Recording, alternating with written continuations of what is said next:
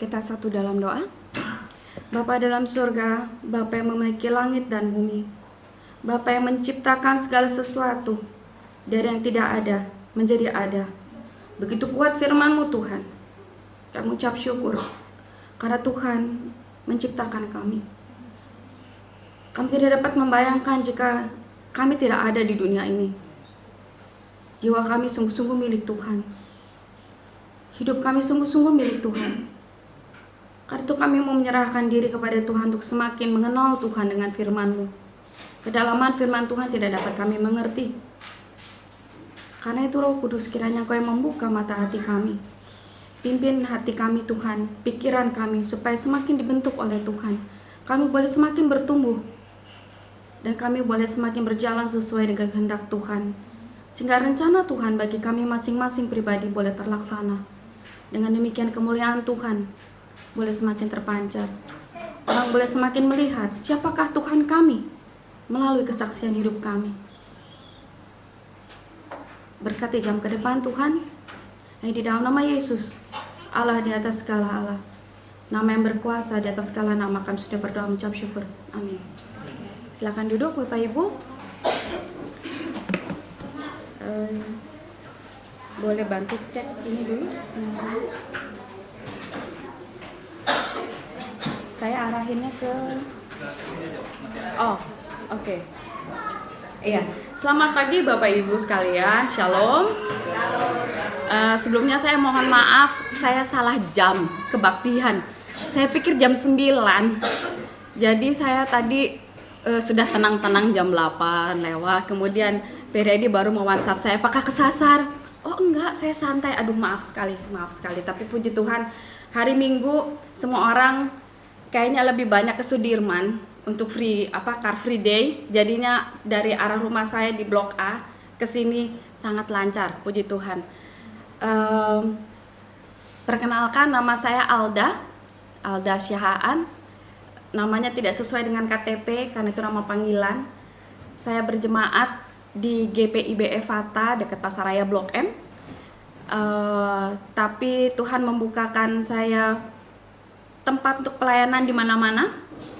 Jadi sekarang saat ini saya pelayanan selain di gereja saya itu di GKI Karbela belakang WTC Benhill.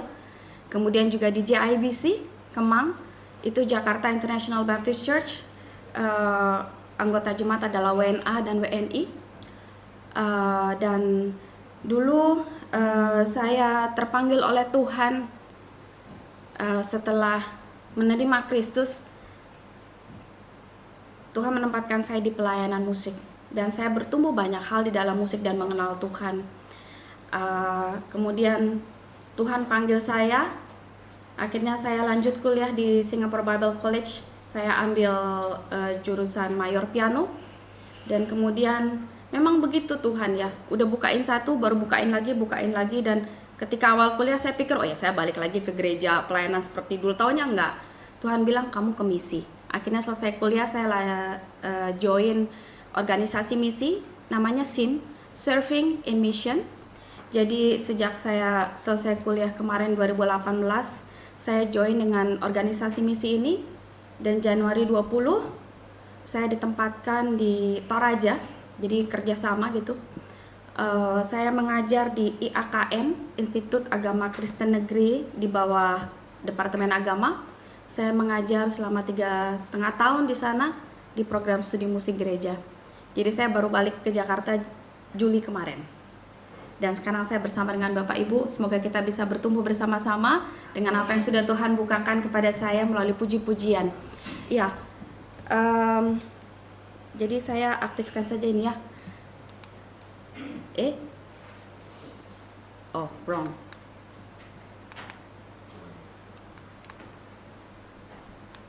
Oke, iya.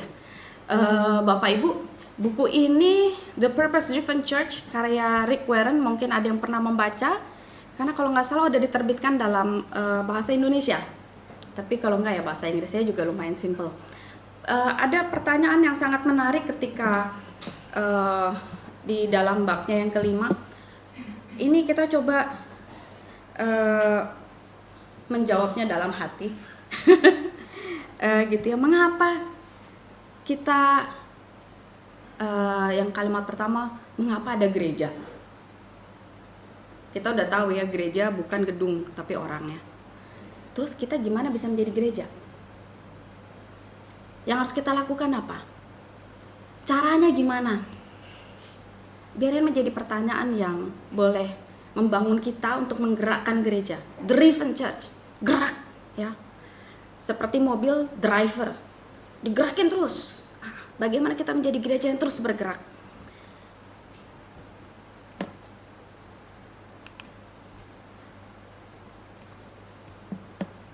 Kalau bicara tentang bertumbuh, ini berarti seperti tanaman gitu ya. Kalau saya bisa bilang,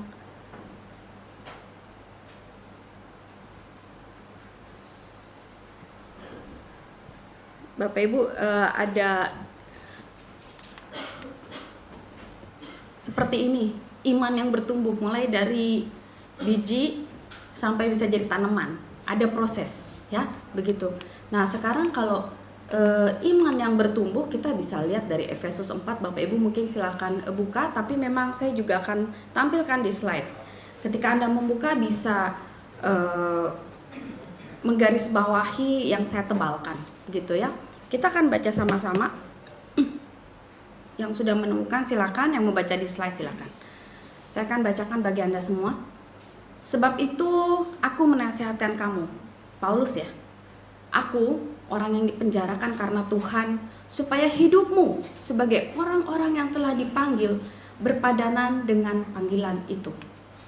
Dan ialah ya, ayat 11. Dan ialah yang memberikan baik rasul-rasul maupun nabi-nabi, baik pemberita-pemberita Injil maupun gembala-gembala dan pengajar-pengajar.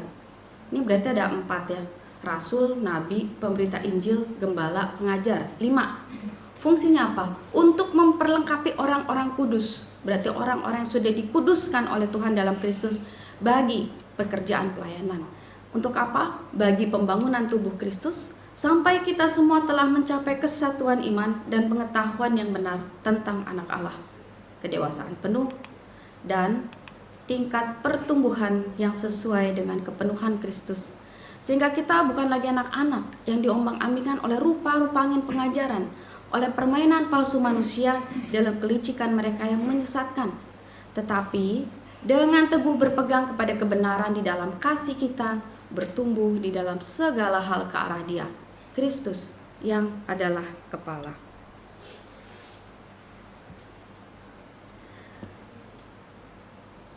Kalau kita kembali mengingat pertanyaan dari buku Rick Warren, mengapa harus ada gereja? Bagaimana kita menjadi gereja? Di sini jawabannya Bapak Ibu. Ya, ada lanjutannya. Daripada nyala seluruh tubuh yang rapih tersusun dan diikat menjadi satu oleh pelayanan semua bagiannya, sesuai dengan kadar pekerjaan tiap-tiap anggota, menerima pertumbuhannya dan membangun dirinya dalam kasih. Inilah yang harus kita kerjakan di dalam gereja. Caranya gimana? Ya. Kalau kita simpulkan, semoga kelihatan ya ini belakang. Memperlengkapi pembangunan tubuh Kristus untuk mencapai kesatuan iman dan pengetahuan yang benar tentang anak Allah, kedewasaan penuh dan tingkat pertumbuhan yang sesuai dengan kepenuhan Kristus. Ini yang harus kita kerjakan di dalam gereja. Caranya kita harus bertumbuh di dalam segala hal ke arah Dia yang adalah kepala. Kenapa? Supaya kita diikat menjadi satu oleh pelayanan semua bagiannya, sesuai dengan kadar pekerjaan tiap-tiap anggota, menerima pertumbuhannya dan membangun dirinya dalam kasih. Nah, ini kalimat yang penting Bapak Ibu. Tiap-tiap anggota punya kadar pekerjaannya. Jadi masing-masing kita udah dikasih talenta sama Tuhan. Jangan bilang kita nggak bisa ini, nggak bisa itu. Karena semuanya dikasih sama Tuhan sesuai pertumbuhan yang Tuhan kasih. Jadi bertumbuh dalam kesatuan iman dan pengetahuan yang benar tentang anak Allah, yaitu Kristus.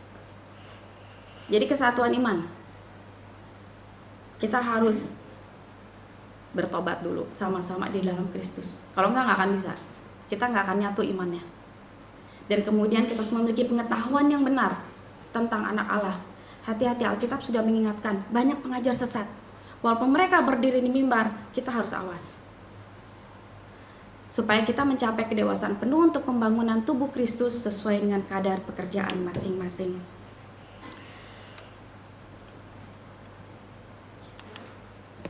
Kembali ke gambar ini Bapak Ibu, iman yang bertumbuh. Kalau tadi saya sempat mengingatkan tentang kesatuan iman, berarti harus di dalam Kristus, ya. Di dalam Matius 22 ayat 37 sampai 40, Kristus mengingatkan kita akan hukum kasih. Pertama, kita harus mengasihi Allah dengan sepenuh hati, baru kita bisa mengasihi sesama. Kalau kita mau mengasihi Allah, berarti kita harus terima Kristus dulu sebagai Tuhan dan Juru Selamat. Kalau nggak akan bisa. Segala firman Tuhan yang diberitakan, walaupun Anda juga membaca Alkitab, nggak akan masuk. Walaupun kita menyanyi, walaupun kita datang ke gereja, duduk tiap minggu, nggak akan masuk. Harus ketemu Tuhan secara pribadi. Harus ada pertobatan secara pribadi. Kalau untuk saya pribadi yang harus berhati-hati adalah kita yang sudah Kristen dari kecil. Kita diarahkan orang tua datang ke sekolah minggu. Tiap minggu kita merasa saya aman. Ada satu pembicara berkata kepada saya waktu kami ada seminar, ada iman yang GR. Merasa sudah, tapi belum. Kita harus awas. Nah, kalau ngelihat gambar seperti ini, kita langsung teringat dengan perumpamaan seorang penabur, ya. Mari kita boleh buka Matius 13 ayat 3 sampai 8, 20 sampai 23.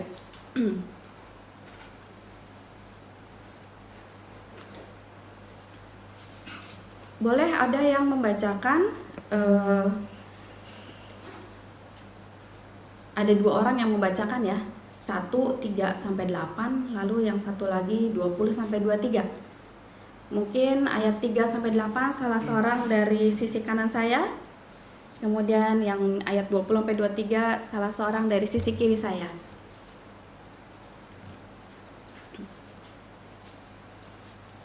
Silakan.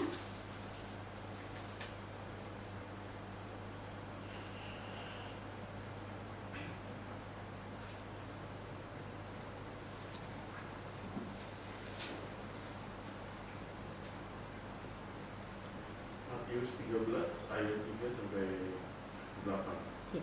Dan dia mengucapkan banyak hal dalam perumpamaan kepada mereka, dan katanya, adalah seorang penabur keluar untuk menabur. Pada waktu ia menabur, sebagian benih itu jatuh di pinggir jalan. Lalu datanglah burung dan memakannya sampai habis. Sebagian jatuh di tanah yang berbatu-batu dan tidak banyak tanahnya. Lalu benih itu pun segera tumbuh karena tanahnya tipis. Tetapi sesudah matahari terbit, melayulah ia dan menjadi kering karena tidak berakar. Sebagian lagi jatuh di tengah semak duri, lalu makin besarlah semak itu dan menghijitnya sampai mati. Dan sebagian jatuh di tanah yang baik lalu berbuah, ada yang 100 kali lipat, ada yang 60 kali lipat, ada yang 30 kali lipat. Silakan yang berikut 20 sampai 23. Benih yang ditaburkan di tanah yang berbatu-batu ialah orang yang mendengar firman itu dan segera menerimanya dengan gembira. Tetapi ia tidak berakar lahan sebentar saja. Apabila datang penindasan atau penganiayaan karena firman itu, orang itu pun segera bertanya. Yang ditaburkan di tengah semak duri ialah orang yang mendengar firman itu. Lalu kekhawatiran dunia ini dan tipu daya kekayaan menghimpit firman itu sehingga tidak berbuah. Yang ditaburkan di tanah yang baik ialah orang yang mendengar firman itu dan mengerti. Yang karena itu ia berbuah. Ada yang 100 kali lipat, ada yang 60 kali lipat, ada yang 30 kali lipat. Ya, Bapak Ibu, mari kita fokus kepada dua ayat ini, 8 dan 23. Ada berapa jenis benih? Yang pertama, kalau kita hitung ya, ada di pinggir jalan, 1. 2, ada yang di tanah berbatu. 3, di semak berduri. dan di tanah yang baik. Ini di ayat 8 dan 23 ya.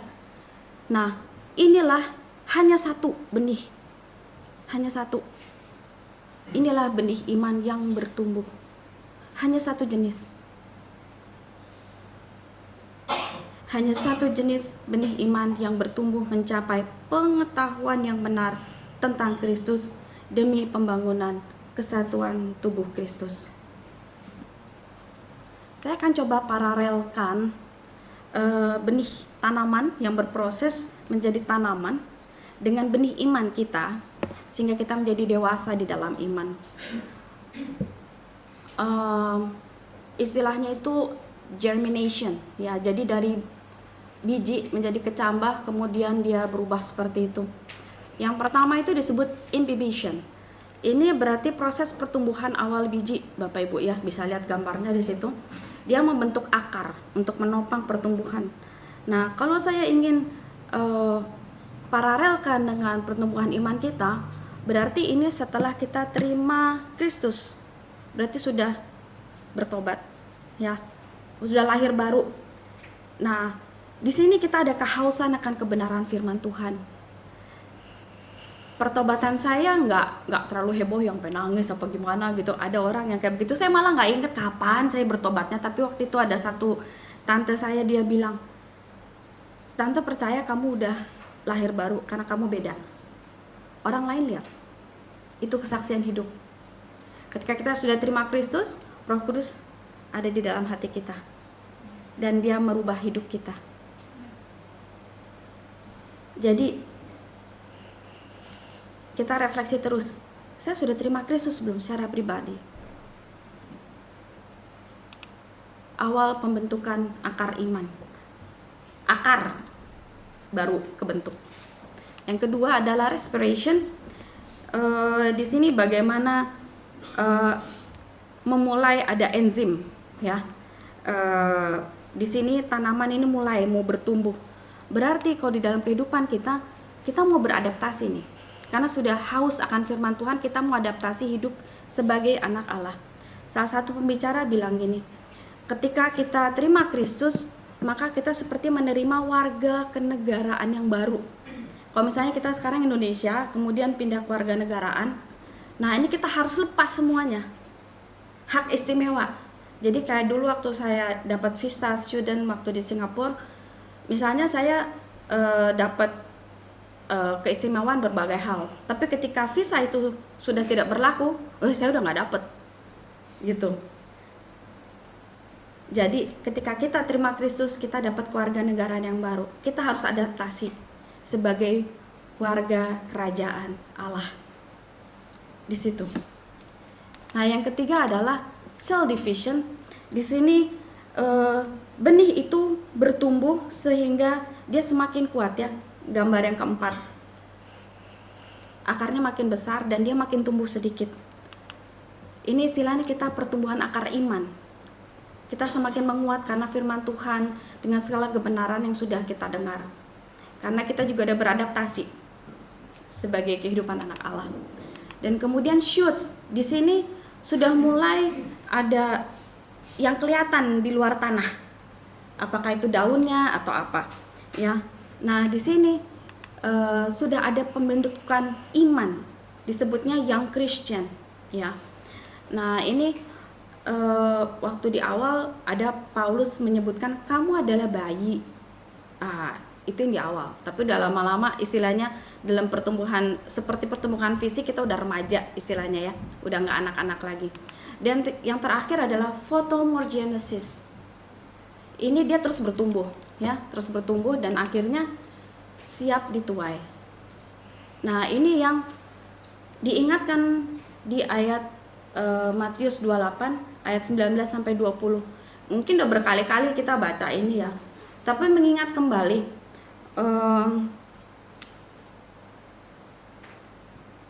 Pentakosta itu sendiri itu hari yang sudah hari di mana Allah mencurahkan Roh Kudus, ya.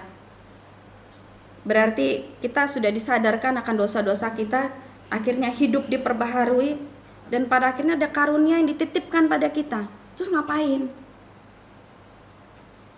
keluarin, bersaksi, gitu, ya. Dan disinilah kita menjalani pelayanan. Kita bertumbuh untuk pembangunan tubuh Kristus sesuai dengan kadar pekerjaan masing-masing. Karena itu Tuhan menyediakan alat. Gimana caranya ya? Ingat yang pertanyaan keempat tadi dari buku Rick Warren. Gimana caranya? Ada alat. Nah, ini seperti ini kan. Ini alat nih saya untuk ganti-ganti slide. Ini alat supaya suara saya lebih kuat. Kalau gini mungkin kurang kuat, tapi kalau dengan alat ini lebih jelas. Nah, kalau tadi saya agak bingung gimana ini alatnya ya. Oh, ternyata udah dapet caranya. Jadi setelah ada alat, kita harus juga bisa menggunakannya dengan baik. Kalau saya pakai kayak gini ya percuma, walaupun saya pegang mic, saya nggak ngerti make. Jadi salah satu alat yang Tuhan berikan adalah musik. Kenapa? Karena di Kejadian 1 ayat 1 Tuhan bilang, Allah menciptakan langit dan bumi. Bapak Ibu, kita hanya kadang stop ya. Bumi, oh ya, pohon, gunung, kita lupa. Ilmu pengetahuan juga ciptaan Allah. Demikian pula dengan musik. Dan setelah Tuhan menciptakan segala sesuatu di Kejadian 1 ayat 31, Tuhan bilang, sungguh amat baik. Dan di Ayub sendiri dikatakan, bintang-bintang fajar bersorak-sorak bersama. Loh, ini nyanyian berarti. Ya, semua anak Allah bersorak-sorai, berarti ini pujian, musik. Nyanyi, ya. Seperti itu. Nah, sekarang kita bertanya, kenapa ya musik? Kenapa setiap minggu, setiap ibadah, apakah di ibadah keluarga atau apa, kita nyanyi? Bahkan di kedukaan, sampai orang di luar sana bingung, ini orang Kristen ngapain sih sedih-sedih nyanyi? Saya ingat sekali ketika saya dulu kuliah di UI, salah satu fakultas, waktu itu fakultas fisip, dekannya melarang kami untuk ada persekutuan. Jadi kalau kami di UI, setiap fakultas punya persekutuan mahasiswa. Kalau fakultas hukum itu udah jelas nggak boleh ngadain persekutuan di salah satu ruangan kampus gitu ya. Jadi mereka selalu di tempat kos siapa gitu. Nah, ini yang di FISIP boleh waktu itu, tapi tiba-tiba ganti kepemimpinan di kampus nggak boleh.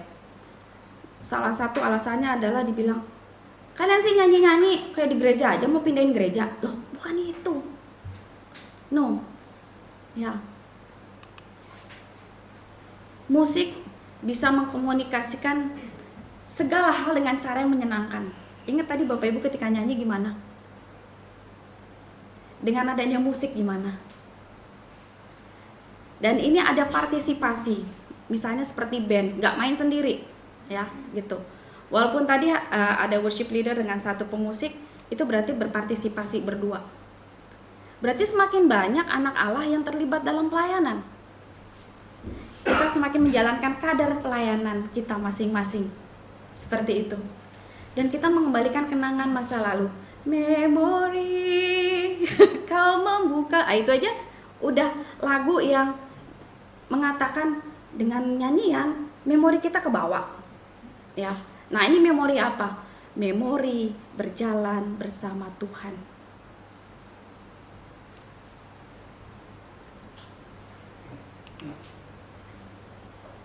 Sekarang kita mau coba lihat ke jelas nggak ya? Moga-moga ya. Oke, saya tidak tahu apakah Anda mengetahui lagu ini. Kasih yang ajaib, kasih dari Golgota. Kasih yang ajaib membawa Tuhan dari sorga. Walaupun ku pernah jadi seterumu, namun kau cari ku kembali. Tak mungkin ku lupa kasih-Mu yang indah. Ku mau masyurkan kasih Allah. Kasih yang ajaib. Karena Tuhan, kita nggak bisa ngerti Tuhan. Yang nyiptain tuh siapa, Tuhan atau kita? Nggak ngerti kita. That's why ajaib Tuhan. Dan kasih itu dari Golgota. Golgota. Apa yang terjadi di Golgota? Tuhan mati di situ. Itulah kasih Tuhan. Kasih yang membawa Tuhan dari sorga. Hah? Tuhan dari sorga? Tapi mati di Golgota nih gimana? Berarti pribadi yang kita sembah, Yesus Kristus, dia dari sorga. Dia adalah satu-satunya Tuhan yang dari sorga. Dia turun dari sorga. Kita pernah jadi seteru, ini waktu belum bertobat. Pernah jadi musuh Tuhan. Tapi dibilang, kau cari. Bukan kita yang nyari Tuhan. Karena itu dia katakan keselamatan adalah anugerah. Tidak ada yang boleh menyombongkan diri. Nggak ada. Kasih Tuhan indah, sehingga pada akhirnya kita mau merespon arti Pentakosta itu. Masyurkan kasih Allah. Di situ. Disinilah musik sebagai media pertumbuhan. Kita semakin meresapi pujian. Kalau ketika kita nyanyi kita nggak ketemu Tuhan, berarti ada sesuatu dalam iman kita yang belum bertumbuh.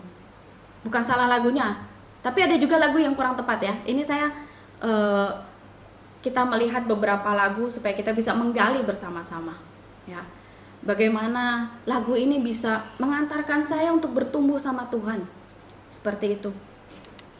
Lalu lagu yang ini, kasih Allahku sungguh telah terbukti ketika dia serahkan anaknya. Kasih Allah mau berkorban bagi kau dan aku. Tak ada kasih seperti kasih-Mu. Bersyukur, hanya satu kata yang bisa. Bersyukur, bersyukurlah. Bersyukur karena kasih setiamu. Tuhan yang nyari. Ku sembah, sampai 3 kali. Ku sembah dan ku sembah selama hidupku. Ku sembah kau Tuhan. Sudah terbukti kalau Tuhan Allah Bapa, dia menyerahkan anaknya. Ada anak berarti ada Bapa. Berarti menyerahkan Bapaknya. Gitu. Lalu lagu ini dari Kidung Jemaat ya, ada yang tahu ya? Bagi Yesus ku serahkan hidupku seluruhnya, hati dan perbuatanku pun waktuku miliknya. Bagi Yesus semuanya pun waktuku miliknya. Bagi Yesus semuanya pun waktuku miliknya. Pertanyaannya Bapak Ibu, bagi Yesus kuserahkan. Ada teman kita mau pinjam duit, kita juga mikir dulu, berapa yang bisa aku pinjamkan, berapa yang masih bisa saya pegang. Itu aja kita mikir sama teman baik. Tapi kalau ada pribadi yang dibilang Yesus di sini, hidup yang diserahin.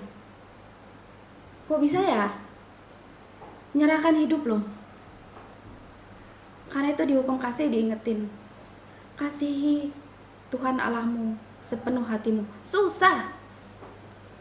Kalau kita tidak merasakan, kita belum dijamah oleh kasih Tuhan yang dari Golgota, nggak akan bisa. Kita berkata bagi Yesus ku serahkan. Mungkin lagunya udah sering karena kita ngasih persembahan gitu ya. Oh ya sambil nyari duit gitu. Atau enggak nge-scan kris gitu. Bagi Yesus ku serahkan waktuku miliknya. Aduh enakan tidur. Capek-capek weekend. Udah ini ya mendingan ngerjain hobi atau apa gitu. Tapi Tuhan bilang waktu milikku. Maka kita bisa bilang pun waktuku miliknya. Ini lagu tantangan Bapak Ibu. Sulit sekali. Dan di ayat kedua bilangnya tanganku kerja baginya. Kita pelayanan. Kakiku mengikutnya. Mataku memandang Yesus. Yang kupuji Dialah. Bapak Ibu tinggal di dunia ini, kita masih hidup di dunia seperti pengembara dibilang. Banyak hambatan, banyak godaan. Tapi kemudian diingetin, mataku harus melihat pada Yesus. Be thou my vision. Mata harus melihat kepada Kristus. Tangan kerja bagi Tuhan. Kaki juga ngikut Tuhan. Berarti apapun kita lakukan semua harus mengarah kepada Tuhan. Itu sulit. Sulit sekali. Sejak kupandang Yesus, berarti kita berbalik dan kita mau meninggalkan dosa. Pada Dia ku terpaut. Terpaut berarti begini ya, gak bisa lepas. Dia juru selamatku. Kok mati tiba-tiba? Oh, oke. Ya. Tapi saya nggak pakai juga kedengeran kan ya? Oh, nggak usah dia. Berat juga loh dipegang sama tangan. Makanya ada yang ini, yang klip ya. Ya, jadi Bapak Ibu mengatakan bahwa Yesus sebagai juru selamat itu harus ada perbalikan dulu. Nggak apa-apa, thank you. Jadi banyak mic-nya. Ini mic juga kan, bukan? Perekam. Iya. Nah, lagu yang berikutnya.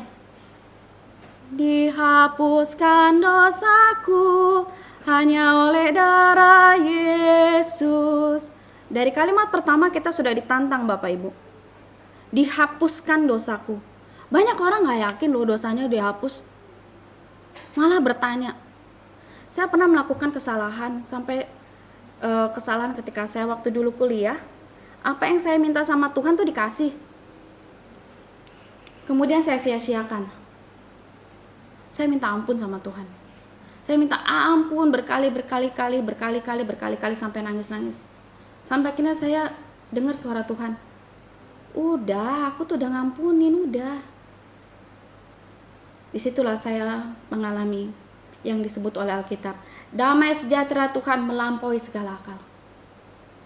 Saya belajar mengampuni diri saya seperti Tuhan sudah mengampuni saya. Bisa terjadi hanya oleh darah Kristus. Sehingga saya bisa menyanyikan, aku pulih dan sembuh hanya oleh darah Yesus. Oh, darah Tuhanku, sumber pembasuhku, sucilah hidupku hanya oleh darah Yesus. Nah, ini ada story-nya. Pengampunan dosaku hanya oleh darah Yesus. Penyucian hidupku. Kita semakin diingatkan kembali. Nah, inilah fungsinya musik sebagai media pertumbuhan. Setiap bernyanyi kita harus bertemu dengan Tuhan. Maka kita akan bertumbuh seperti yang dikatakan oleh Efesus. Bertumbuh ke arah Yesus sehingga kita bisa pelayanan. Lagu yang berikutnya mungkin ada yang pernah dengar. Di YouTube bisa Anda klik ya. Ini Keith and Christine Getty.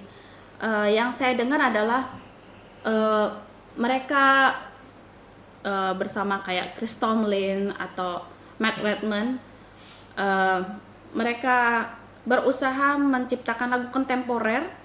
Kontemporer itu berarti nggak seperti lagu hymn ya. Ini kan teksnya kayak sulit sekali gitu, penuh seperti puisi puitis gitu ya.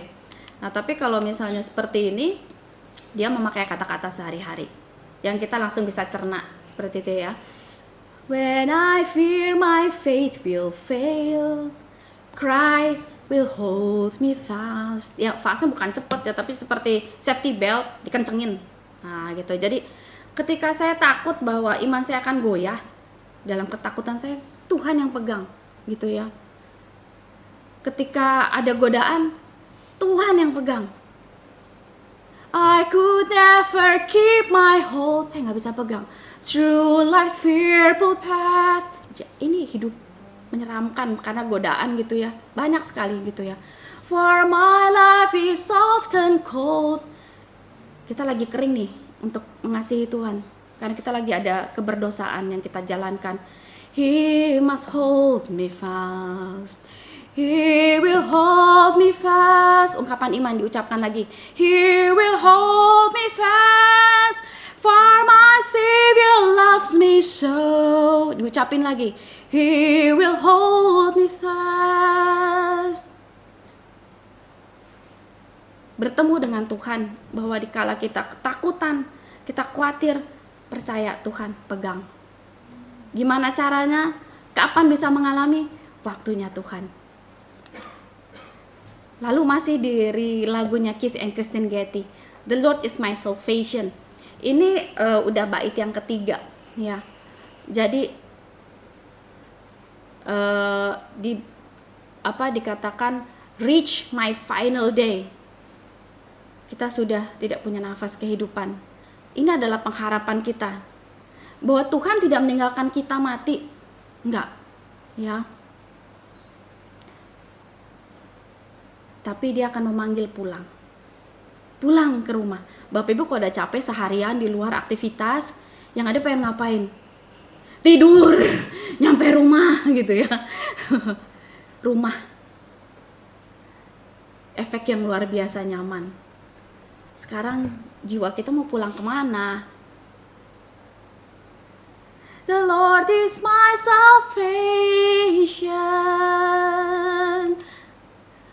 Who is like the Lord our God? Tidak ada yang bisa. Strong to save, faithful in love. My debt is paid. Utang, dosa. And the victory won. The Lord is my salvation. Dosa itu harus dibayar. Dan Tuhan yang bayar. Sehingga hanya ada satu pujian. Glory be to God the Father. Allah Tritunggal. Glory be to God the Son. Allah Tritunggal. Glory be to God the Spirit. Roh Kudus. The Lord is my salvation. Karena itu kita memperingati Pentakosta pada hari ini. Buat apa? Allah Tritunggal. Semua bekerja di dalam diri kita dengan caranya yang unik. Allah Tritunggal. Di luar sana orang masih bingung. Hah? Masa lu nyembah 3 Allah? Yang benar aja.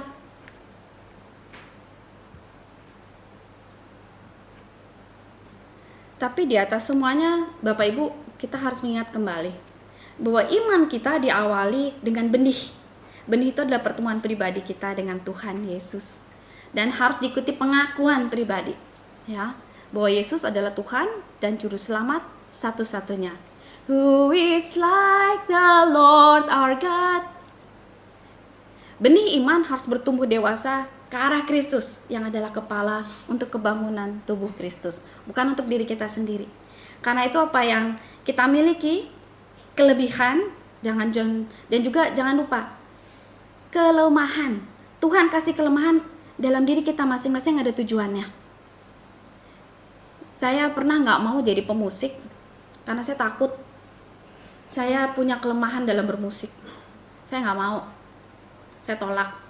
Saya pikir saya lebih aman jadi worship leader deh, nggak usah main gitu. Kemudian Tuhan pakai seorang senior. Dia bilang, hah? Kok si Allah jadi worship leader? Dia itu pemusik. Akhirnya saya tanya sama Tuhan. Dan akhirnya Tuhan bilang di 1 Korintus, itu kelemahan supaya aku dipermuliakan. Saya belajar terima di situ. Dan akhirnya saya jawab, iya Tuhan, saya mau jadi pemusik. Ketika jawab panggilan Tuhan, hidup Anda berubah.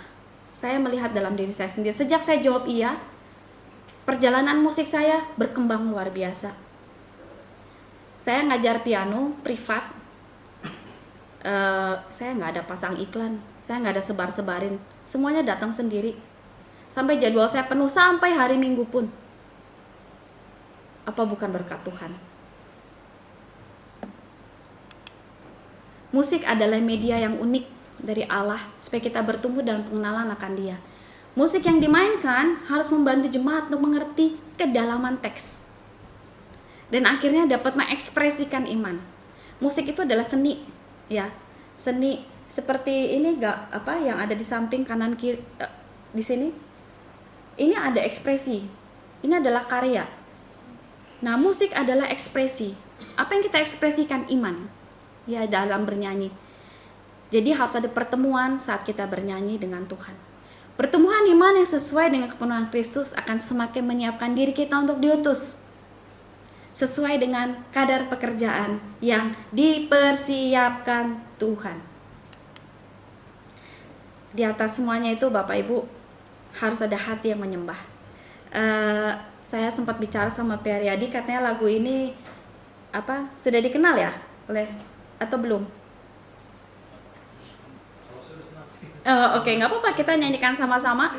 Inti dari lagu ini adalah Bapak Ibu ya, ketika musik itu menghilang, segala sesuatunya menghilang, aku datang kepada Tuhan ya, mau membawa sesuatu yang berharga ya, itu adalah hati ya. Aku akan membawa kepada Tuhan lebih dari lagu, karena itu bukan yang Tuhan minta. Tuhan mencari yang lebih dalam, bukan yang kelihatan, tapi Tuhan melihat hati yang menyembah. Dan kita mau membawa hati yang menyembah Tuhan, semuanya tentang Yesus, dan kita minta ampun untuk segala yang sudah kita lakukan tidak berkenan di hadapan Tuhan, karena segalanya hanyalah Kristus. Saya undang Bapak Ibu untuk bangkit berdiri. Kita mau coba nyanyikan lagu ini. Maaf, ada yang sudah tahu lagu ini? Oke, mungkin saya nyanyi bait satunya dulu ya. Kenapa?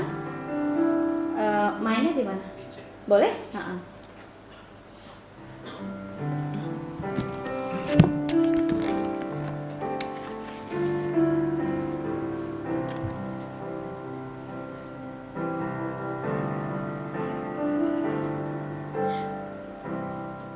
When the music fades, all is stripped away, and I simply come,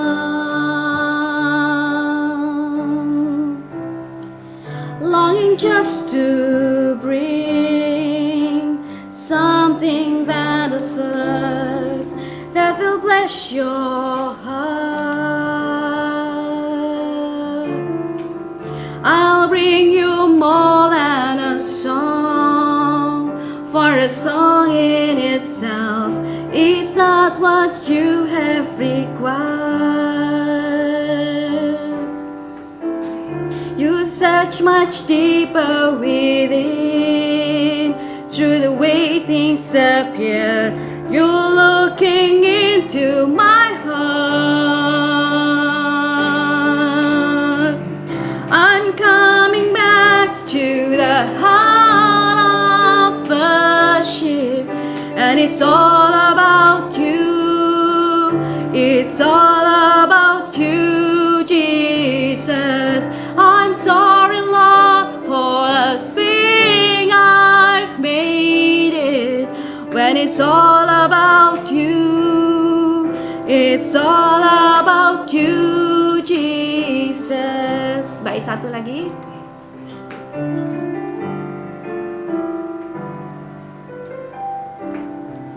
When the music fades, all is stripped away, and I simply come,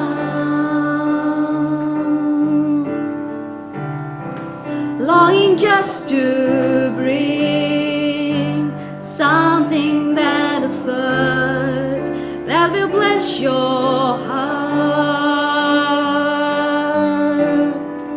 I'll bring you more than a song, for a song in itself is not what you have required.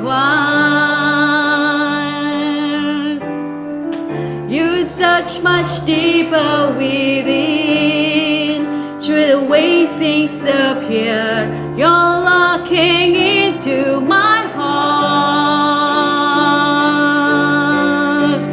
I'm coming back to the heart of worship, and it's all about you. It's all about you, Jesus. I'm sorry, Lord, for the things I've made it. When it's all about you, it's all about you, Jesus. Bait 2.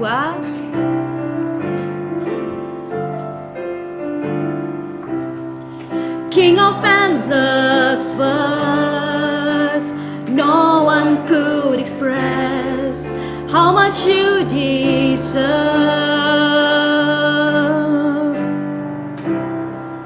Though I'm weak and poor, all I have is yours, every single breath.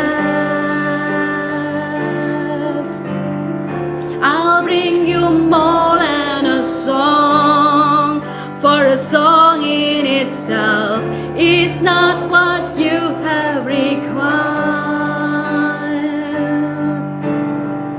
You search much deeper within, through the way things appear.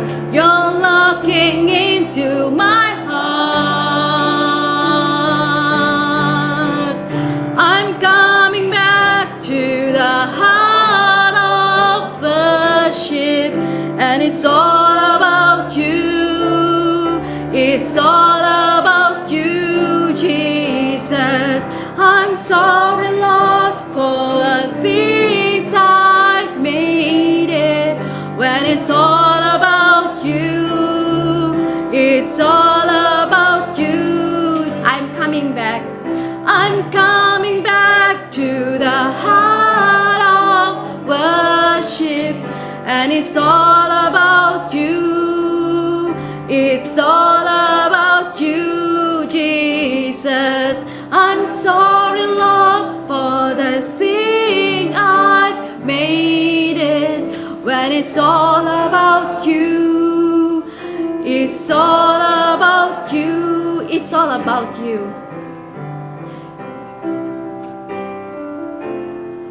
It's all about you, Jesus. Kita satu dalam doa. Bapa yang di dalam surga, kami mengucap syukur Tuhan untuk musik yang Tuhan ciptakan. Karena Tuhan adalah pencipta langit dan bumi. Tuhan memberikan kami musik untuk bertumbuh di dalam iman kami. Bantu kami Tuhan, supaya kuat di dalam pengembaraan kami di dunia ini. Kami percaya Kristus memegang tangan kami. Tuhan adalah Allah yang setia, yang tidak meninggalkan kami. Karena itu kami percaya Roh Kudus membantu kami dalam pertumbuhan iman, sehingga kami boleh terus diperbaharui setiap hari. Setiap hari diperbaharui.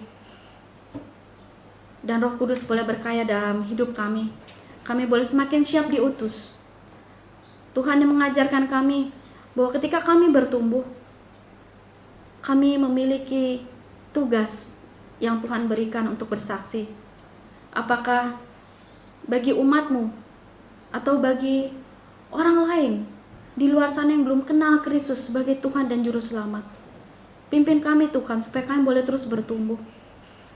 Dan setiap kami bernyanyi, setiap kami bermusik, biarlah Roh Kudus mengajarkan kami, membuka hati dan pikiran kami, sehingga kami bertemu dengan Tuhan dalam setiap nyanyian kami. Terima kasih Tuhan Yesus, yang di dalam nama-Mu kami berdoa dan mengucap syukur. Amin.